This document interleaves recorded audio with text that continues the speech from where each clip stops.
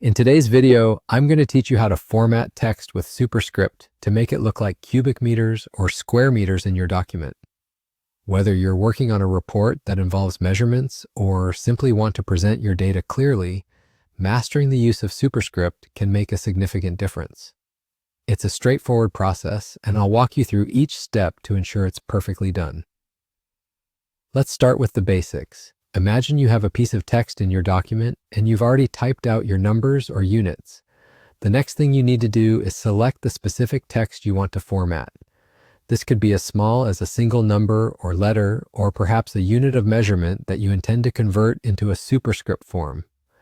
Make sure to click and drag over this text to highlight it, confirming that only the section you want to change is selected, leaving the rest of your document untouched. Once you've selected the appropriate text, the following step is to locate the font menu. This is typically found at the top of your screen in most word processors. After opening this drop-down menu, you'll see a variety of font options. Although it's tempting to explore different fonts and styles, our focus today is on a specific format. Look for the option labeled Superscript. This feature is commonly represented by a small number raised above the baseline, similar to an exponent in mathematics. Selecting this option is your key action here. Now, once you've clicked on Superscript, you'll immediately notice how the appearance of your selected text changes. That portion of your text will rise slightly above the line of standard text, creating an effect that is both professional and easy to read. Imagine now your numbers or units are slightly lifted, akin to how cubic meters or square meters should traditionally appear in formal writing. It's amazing how a simple formatting adjustment can convey such precise scientific or mathematical meaning at a glance.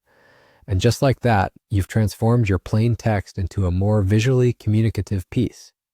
From here, you can continue typing the rest of your document as usual, or simply adjust other parts as needed using the same Superscript method.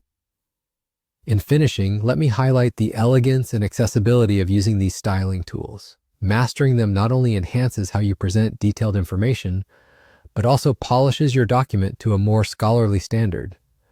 Practice using Superscript across different documents.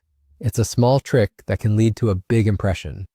Thanks for joining me today, and I hope you feel more confident in adding this tool to your formatting skills.